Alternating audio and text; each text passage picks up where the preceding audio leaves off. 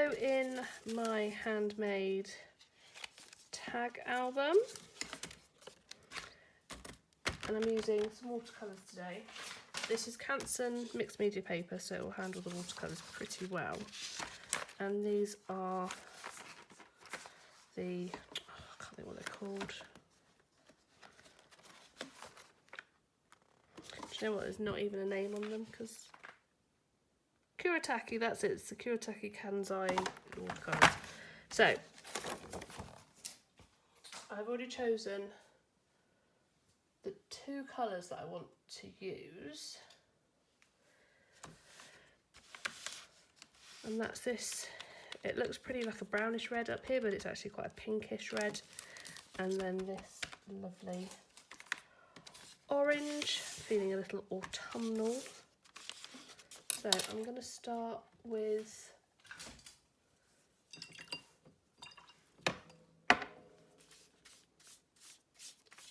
wet paper.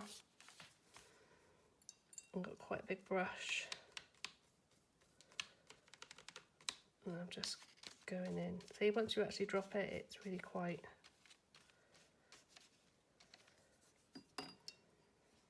It is quite pinky colour. I'm going to go straight in with the orange because I want some sort of mix going on in the middle.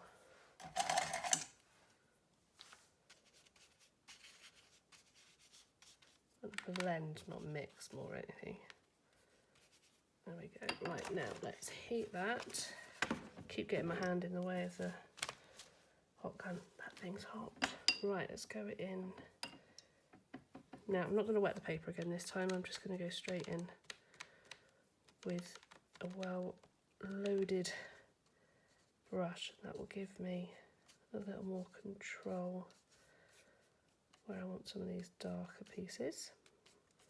I say I want control. I have absolutely no idea where I'm putting this colour until the paintbrush touches the paper. So I often hear people say that, oh, I get more control. But that's no control whatsoever, flicking orange paint everywhere. But you kind of think, but no, I'm not a fine artist. I dabble in mixed media. Yeah, I'm just playing at the end of the day. I don't have the time, but I also, if I did have the time, I don't think I'd even have the inclination to try and learn to paint properly. I just like to play, and I don't want to restrict myself to one medium. So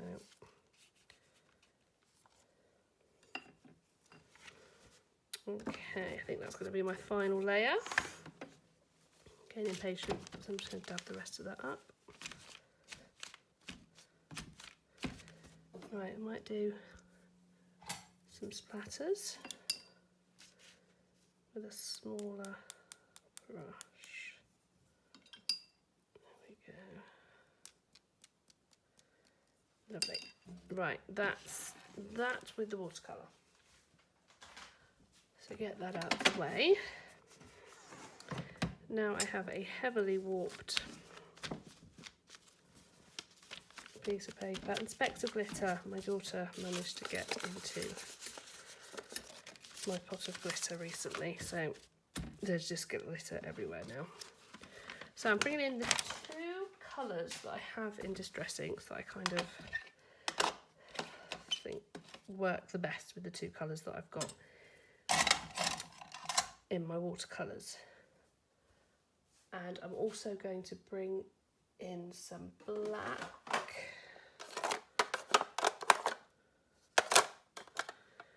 Might use archival. No, actually, I was going to use archival just because it dries quicker, but the VersaFine will give me a better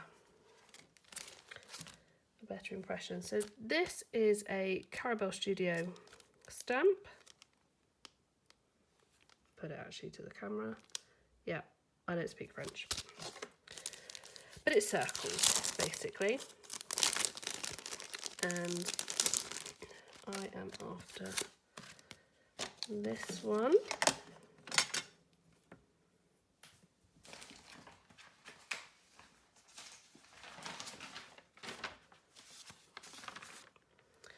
And scrap paper underneath.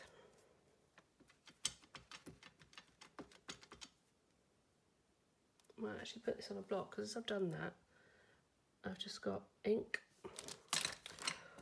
all in the centre of the stamp, and I will be absolutely mortified if I then stamp that onto my piece of paper. So we're going to go down here. Good idea to move the oxides out of the way first. And then rotate the stamp a little bit so I get a slightly different impression, and I've not got much of an impression at all. Right, let's see if I can. This isn't going to end well.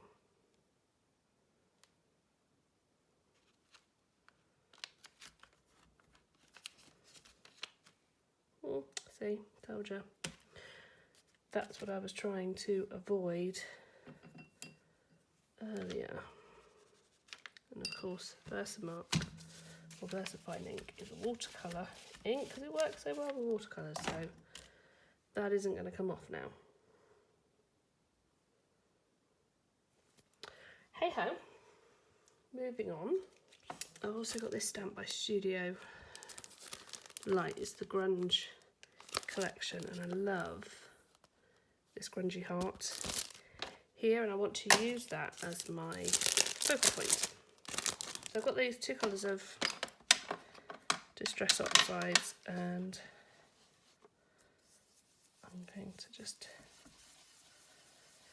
blend those onto my cardstock.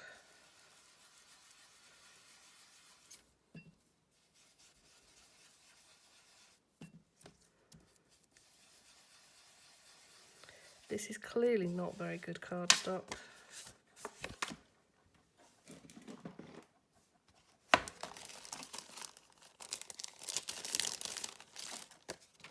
I think that's the Nina, and it's just, let's try again. There we go. This is Bristol Smooth.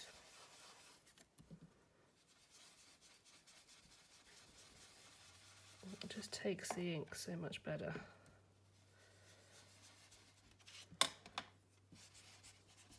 There we go. Right, I'm going to call that done, because I think I'm just kind of going around in circles with that now.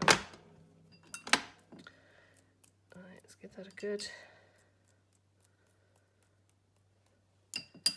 splash. Pick all that luscious ink up. Oh, it's transferred.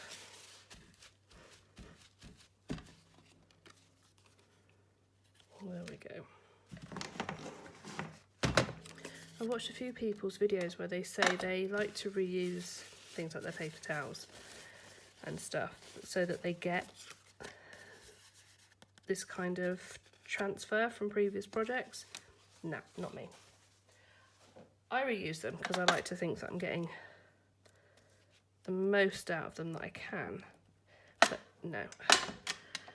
When I get a random colour thrown in, it does not make me happy.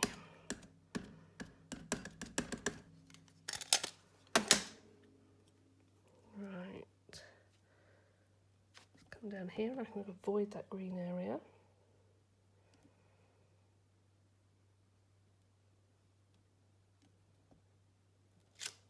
There we go.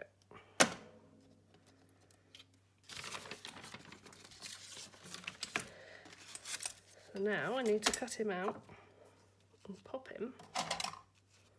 Why, it's a he. Everything's a he with me at the moment. I'm going to do quite a rough cut. I like the bits that are overhanging. I might not like them when I put it down on the page, but we'll see.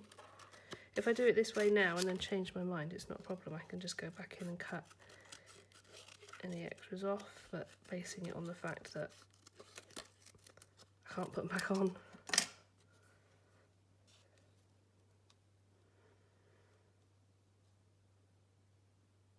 No, I'm cutting them off. I'm actually going to do quite a clean cut around the heart.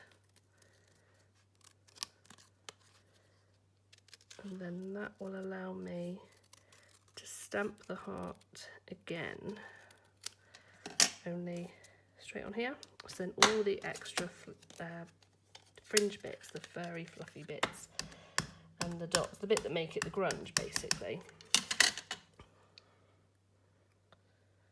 will still be there. But I don't have to cut them out.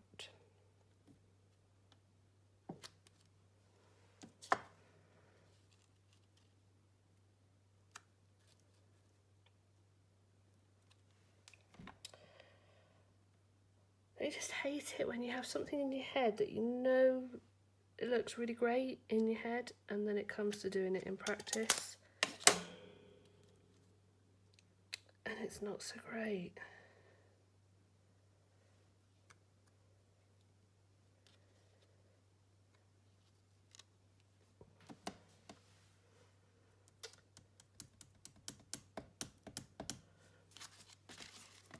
Okay.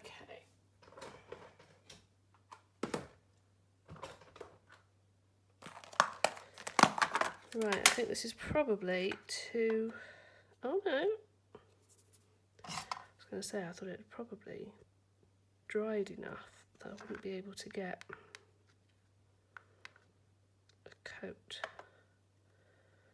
of embossing powder on, but apparently I was wrong. So, clear embossing powder. It wasn't standing out enough for my liking. Okay.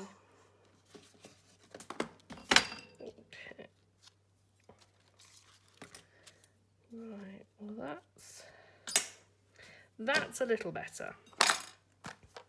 Right, let's add some more detail to the page, see if I can bring it out that way. So let's get a micron pencil. That's not working.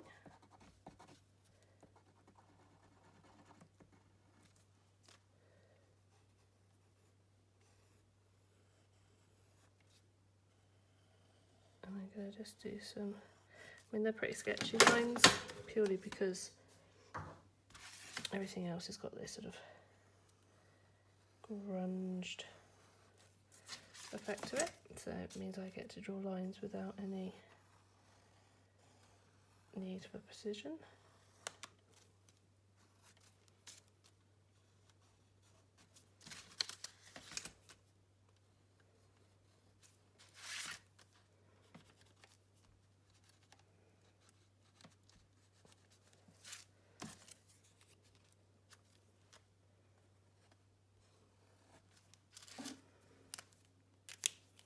Let's get this stuck down.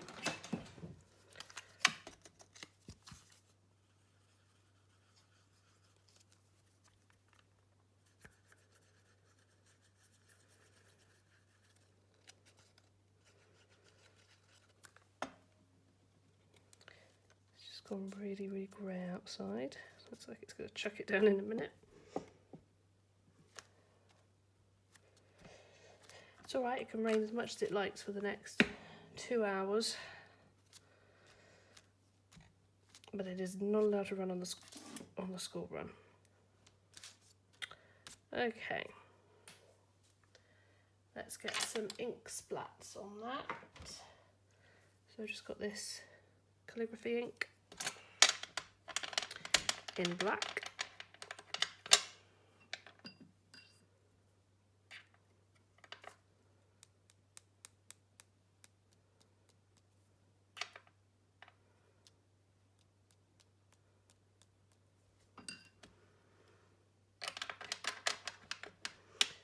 And then if I'm going to put a sentiment on, I need something quite bold and black, I think. So I've gone for the Art by Marlene collection.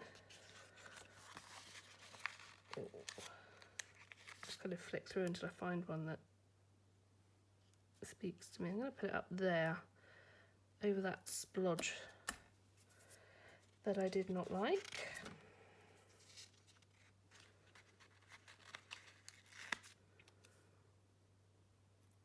And then think happy thoughts.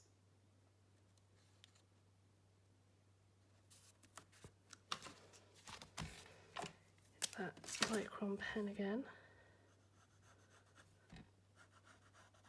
And again, just more sketchy lines around the sentiment. This pen does not want to work at all.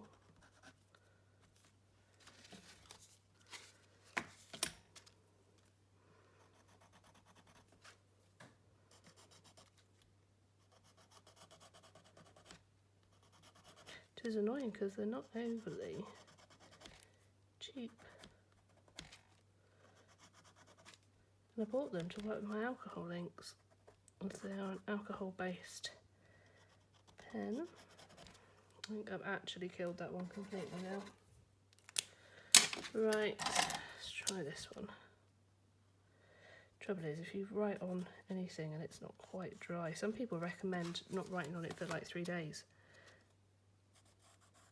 Because what we perceive as being dry, because it's dry to the touch, is actually not completely dry and can damage your pens. Apparently, I heard that somewhere. There we go.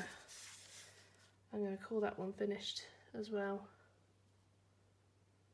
before I add something that I don't like or smudge more ink, because I've managed to get ink all over my hands and it's now smudging on the page. So that one's done. Thanks for watching. See you next time.